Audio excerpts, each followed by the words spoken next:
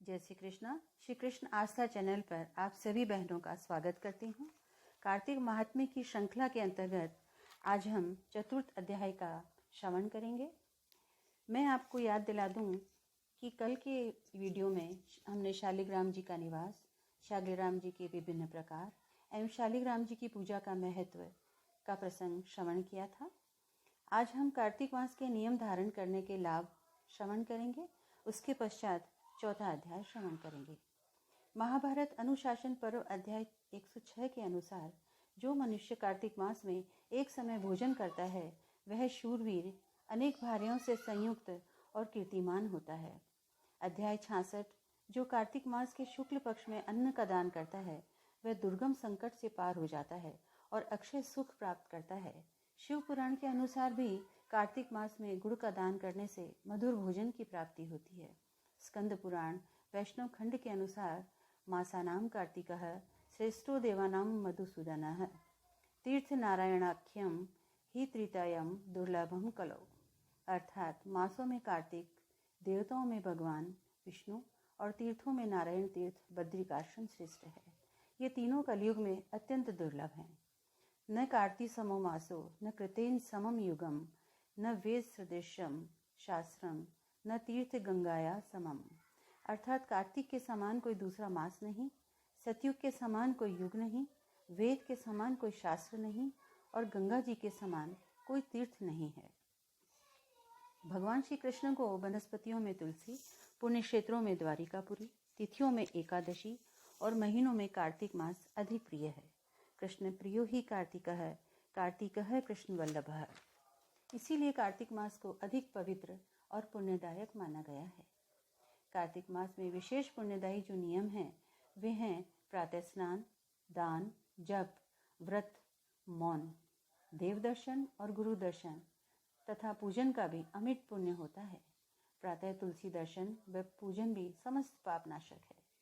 भूमि पर शयन, ब्रह्मचर्य का पालन, दीपदान और तुलसी के पौधे लगाना भी हितकारी होता है। भगवत गीता का पाठ करना तथा उसके अर्थ को अपने विचारों में ढालना चाहिए। ब्रह्मा जी नारद ऋषि को कहते हैं कि ऐसे व्यक्ति के पुण्यों का वर्णन अकथनीय है। विष्णु सहस्त्र नाम का पाठ भी लाभदायी है।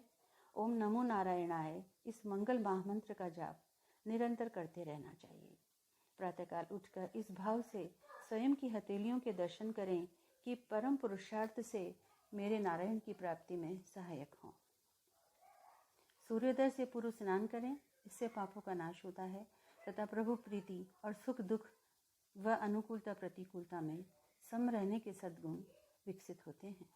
प्रातःकालीन स्नान से पुण्यदायी ऊर्जा बनी रहती है। अब चौथे अध्याय का श्रवण करेंगे। गृहस्थाश्रम का महत्व। नारद जी ने ब्रह्मा जी से कहा, भगवान ऐसा सुना जाता है कि महर्षि व्यास और वशिष्ठ ने गृहस्थाश्रम को सभी आश्रमों में श्रेष्ठ माना है।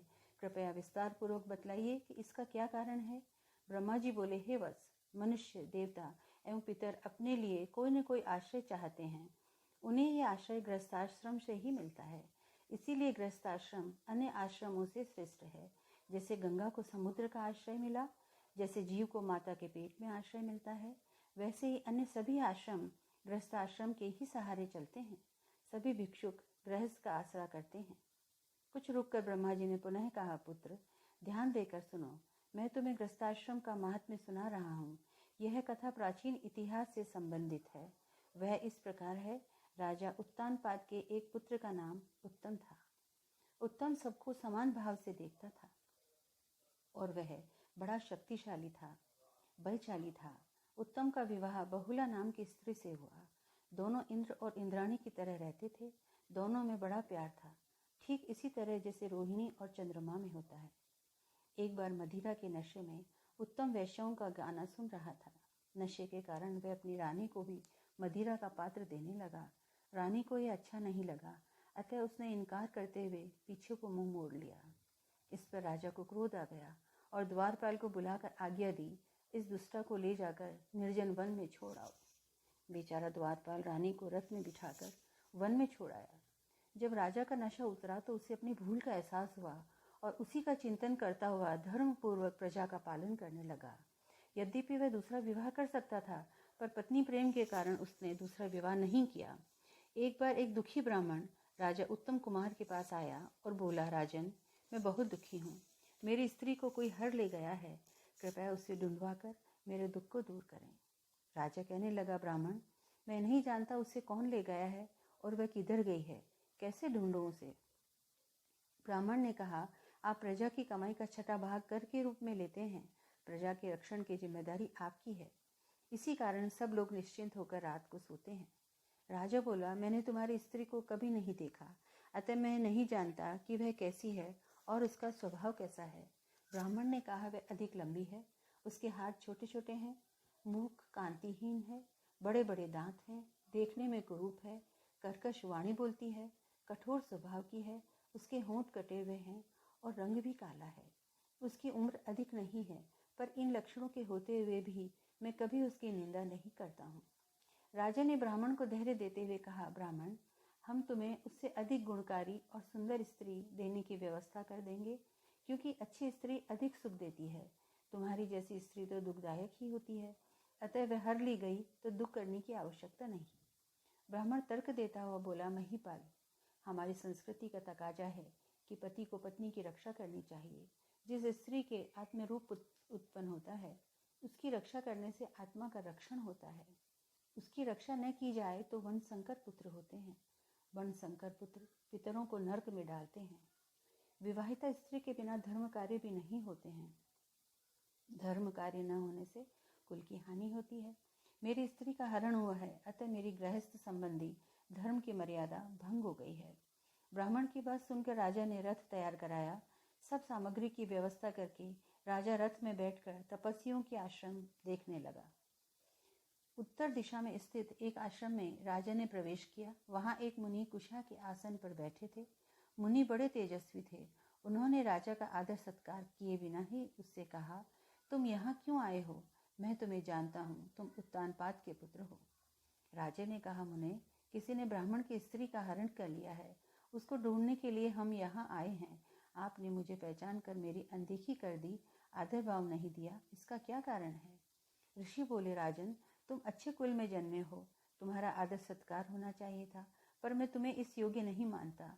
तुमने अपनी विवाहिता पत्नी को वन में छुड़वा दिया है, इस कारण तुम धर्महीन हो। राजन, जैसे स्त्री का धर्म है कि उसका पति कैसा भी हो पर वह उसके अनुकूल रहे, उसी प्रकार पति का भी धर्म है कि उसकी पत्नी चाहे जैसी हो उसकी रक्षा करनी चाहिए। जहाँ नारियों का सम्मान होता है वहाँ देवता निवास करते हैं, और जहाँ इनका अनादर होता है वहाँ सभी कार्य निष्फल हो जाते हैं। अतः स्त्रियों का सदा सम्मान करना चाहिए। पति पत्नी से और पत्नी पत्नी से प्रसन्न रहे तो निश्चित ही दोनों का कल्याण होता है। राजा ने लज्जित होकर कहा, भगवान, आप भूत भविष्य और वर्तमान की ज्ञाता हैं। कृपया करके बतलाइए कि उस ब्राह्मण की पत्नी को कौन ले गया है और वह कहाँ है? ऋषि ने कहा, ब्राह्मण की पत्नी को बलाक नामक राक्षस ले गया है। वह उत्पलावर्त में है। जाओ, ब्राह्मण का उस पत्नी से साक्षात्कार करा दो। मुनि के निर्देश के अनुसार राजा उत्पलावर्त गया और वहाँ ब्राह्मण की पत्नी को देखा। वह वैसी ही थी जैसा कि ब्राह्मण ने बतलाया था। वह बेल का फल खा रही थी। राजा ने उससे कहा, हे कल्याणी, तुम वन में क्यों आई हो? तुम तो शाली ब्राह्मण की पत्नी हो। ब्राह्मणी बोली, मैं वनवासी ब्राह्मण की पुत्री हूँ। मेरे पिता का नाम अतिरात्र है और मेरे पति का तो आप बता ही रहे हैं। मैं माँ और भाई के साथ सो रही थी, तभी बलाक नामक राक्षस ने मेरा हरण कर लिया। वह मुझे यहाँ ले आया, पर वह मेरे साथ किसी प्रकार का बलात्कार नहीं कर रहा है। समझ में नहीं आता वह मुझे क्यों हर लाया है। राजा ने पूछा, तुम्हें यहाँ छोड़कर वह कहाँ चला गया? मैं तुम्हें लेने आया हूँ, क्योंकि तुम्हें ढूंढ लाने की जिम्मेदारी तुम्हारे पति ने मुझे सौंपी है। मुझे उससे मिलाओ। ब्राह्मणी के साथ राजा उस राक्षस के पास पहुँच गया। राजा को देखकर राक्षस उनके चरणों में गिर पड़ा और बोला, राजन, आप मेरे स्वामी हैं, मैं आपका दास हूँ, आज्ञा कीजिए, मैं आपके लिए क्या करूँ? राजा ने कहा, हे निशाचर, तुमने ब्राह्मण की पत्नी को हरण किया। यह न तो सुंदर है, तुम इसे भोगने की इच्छा करो। यदि तुम इसे खाने के लिए लाए हो तो बताओ। राक्षस ने कहा, न तो मैं इसे भोगने के लिए लाया हूँ, न ही खा जाने के लिए। इसको हर कर लाने का कारण यह है कि इसका पति उन मंत्रों को जानता है जो राक्षसों को नष्ट कर देते हैं। जब हमें भूख सताती है और हम यज्ञ में जाते हैं तो वह मंत्रों द्वारा हमें भगा देता है। अतः मैंने ब्राह्मण को दुखी करने के लिए इसका हरण किया है, क्योंकि स्त्री के बिना पुरुष कोई भी कर्म नहीं कर सकता। राक्षस की बात सुनकर राजा बहुत व्याकुल हुआ। उसने समझा यह राक्षस ब्राह्मण की बात के माध्यम से हमारी निंदा कर रहा है। उसने राक्षस से कहा, तुम ब्राह्मण की पत्नी को ब्राह्मण के घर ले जाओ। जब हम तुम्हें बुलाएं तब हमारे पास आना। राजा के आदेश के अनुसार राक्षस ब्राह्मण की पत्नी को ब्राह्मण के घर ले गया। राजा सोचने लगा, स्त्री के न होने के कारण मेरी सभी धार्मिक क्रियाएं ठप पड़ गई हैं। स्त्री को हमने वन में छोड़ दिया, अब क्या किया जाए? चलकर उन्हीं ज्ञानी मुनि से पूछेंगे। ऐसा विचार करके राजा रथ में सवार होकर मुनि के पास पहुंच गया और उन्हें प्रणाम किया। सब समाचार भी उनको सुनाया। मुनि बोले, सब समाचार मुझे ज्ञात है, अब मुझे तुमसे कुछ कहना है, सो सुनो। जिस पुरुष की स्त्री नहीं है उसे इस लोक या परलोक में सुख नहीं होता, अतः पत्नी को त्यागना नहीं चाहिए। राजा ने कहा, अब मैं क्या करूं? यह मैं पूरी तरह अनुभव कर रहा हूं कि मेरे कर्तव्य कार्य बिना पत्नी के नहीं हो रहे हैं। मैंने पतिव्रता पत्नी को वन में छुड़वा दिया, पता नहीं उसका क्या हुआ होगा। मुनि ने कहा, तुम्हारी पतिव्रता पत्नी पाताल लोक में है। राजा ने पूछा, वहां उसे कौन ले गया? मुनि ने बताया, जब तुमने उसे वन में छुड़वा दिया था तो नागलोक के निवासी शपोत नाग ने उसे देखा और उसे नागलोक में ले गया। उस नाग की एक कन्या है, उसका नाम नंदा है। नंदा ने तुम्हारी पत्नी को छुपाए रखा। पिता के बार बार कहने पर भी नंदा ने उसे नहीं बताया। तुम्हारी स्त्री पाताल में है, तुम उसे लाने का यत्न करो। उसे लाकर धर्म पूर्वक राज्य कार्य करो, पत्नी के साथ धर्मयुक्त आचरण करो। मुनि के वचन सुनकर राजा अपने नगर को लौट आया। उसने ब्राह्मण के घर जाकर पत्नी सहित सुखी देखा। ब्राह्मण ने राजा को धन्यवाद दिया कि आपके प्रयत्न से मेरी पत्नी मुझे मिल गई। राजा ने बलाक नाम के राक्षस का स्मरण किया। राक्षस राजा के पास उपस्थित हो गया और आज्ञा के लिए प्रार्थना की। राजा ने पूरा समाचार सुनाया और पाताल से अपनी पत्नी को ले आने के लिए कहा। राक्षस पाताल में जाकर राजा की पत्नी को ले आया। राजा अपनी पत्नी से मिलकर बहुत प्रसन्न हुआ और स्वर्ग सुख भोगने लगा। पत्नी को उसने धर्मकर्म की सहायक माना। यह कथा सुनकर ब्रह्मा जी ने गृहस्थाश्रम की महिमा से नारद जी को अवगत कराया और उनकी इच्छा पूर्ति की। इति चतुर्थ अध्याय। हरिओम तत्सत। अगर आपको कथा कहानी पसंद आई हो तो कृपया लाइक शेयर करें